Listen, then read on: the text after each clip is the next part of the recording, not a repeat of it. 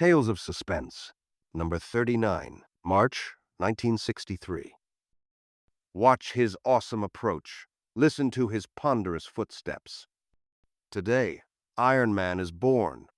At a high-security U.S. defense facility, Anthony Stark's lab is under 24-hour guard.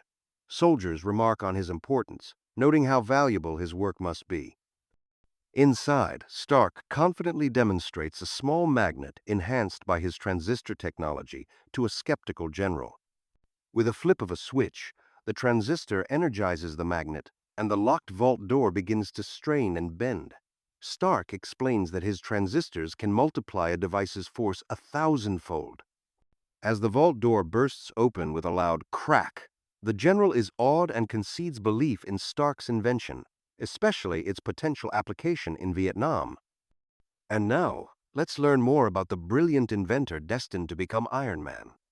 Anthony Stark, a wealthy playboy, often seen with admiring women and equally at ease in laboratories or high society. However, despite his charmed life, his glamour foreshadows a tragic fate. South Vietnam, where the cruel warlord Wong-Chu has taken control of a village, he offers a grim bargain. If any prisoner can defeat him in wrestling, he will free the village. One brave man accepts but is quickly beaten. Others try as well, only to fail.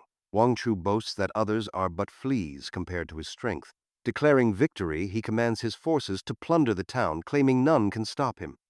Outside the jungle, American troops face a disadvantage against the Red Guerrillas, unable to move large weapons through dense terrain. Tony Stark, accompanying them, explains how his midget transistors allow mortars to be carried like flashlights.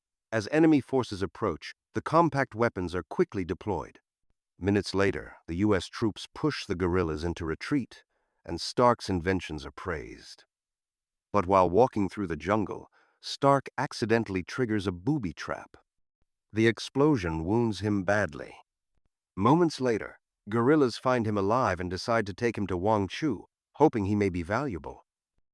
At Wong-Chu's camp, a doctor examines Stark and reports that shrapnel near his heart makes surgery impossible. He has only a week to live. A doctor confirms Stark will die in days as shrapnel nears his heart. Wong-Chu devises a plan to exploit Stark's final days, coercing him into building weapons.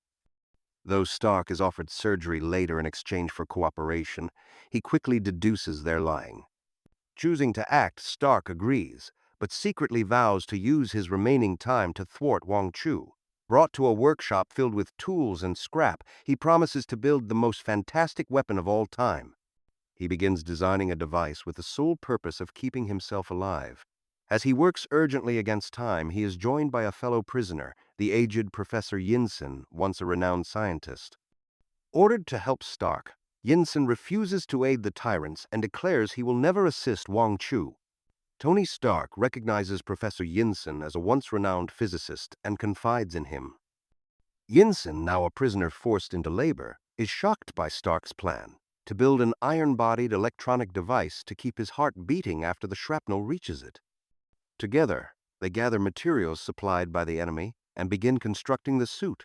Stark explains how his transistors can perform any function, like controlling gears, levers, and movement. The iron body must replicate the human form perfectly, and Yinsen calls it the crowning achievement of his life. As days pass and the shrapnel inches closer to Stark's heart, their urgency grows. Finally, as Stark becomes too weak to stand, Yinsen presents the completed chest plate, the life-giving heart of the suit, to be clamped in place. Yinsen completes the suit's activation, explaining that Stark's heart will be powered by the machine's transistors for as long as the iron body functions. He begins charging the suit with a generator. But when a warning light signals someone's approach, likely Wong-Chu, Yinsen realizes their time is almost up. Sacrificing himself, he rushes out to distract the guards, knowing his life is no longer important compared to Stark's survival. He slams the door shut behind him, shouting defiance at Wong-Chu. As the soldiers capture Yinsen, Stark's suit powers up behind the locked door. Stark, now fully encased in the iron armor, silently swears vengeance, vowing that Yinsen will not have died in vain. The Iron Man swears it. As Professor Yinsen breathes his last, The suit comes to life. Powered by its transistors, Tony Stark's heart beats normally. The circuits, guided by his brainwaves, allow him to control the suit like a natural extension of his body. Struggling to adapt, Stark initially loses balance and crashes to the floor. He likens himself to a baby learning to walk, knowing he must master the suit quickly or risk capture.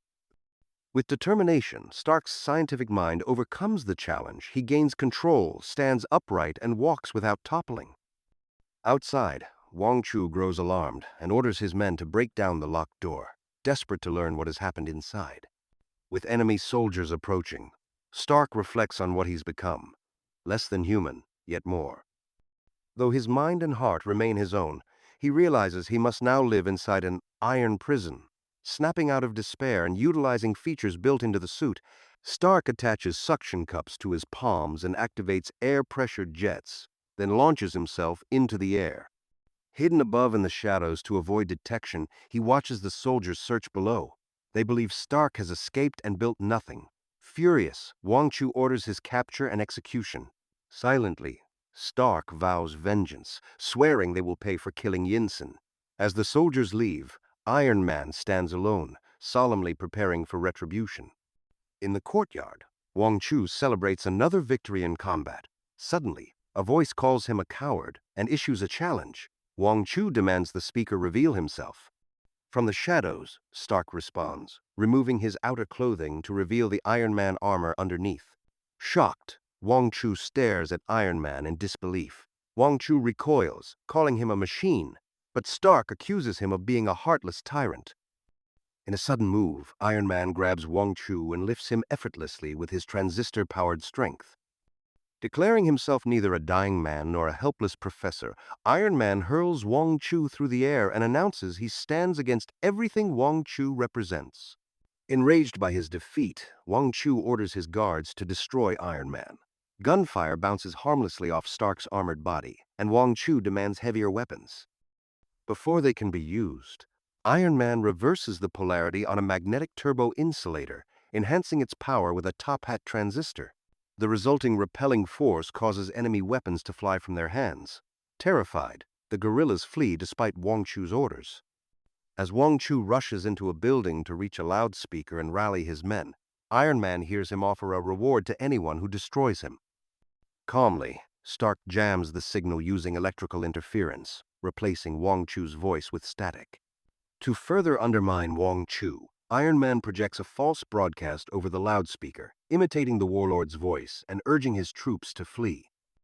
Confused, Wong-Chu realizes too late that the words are not his.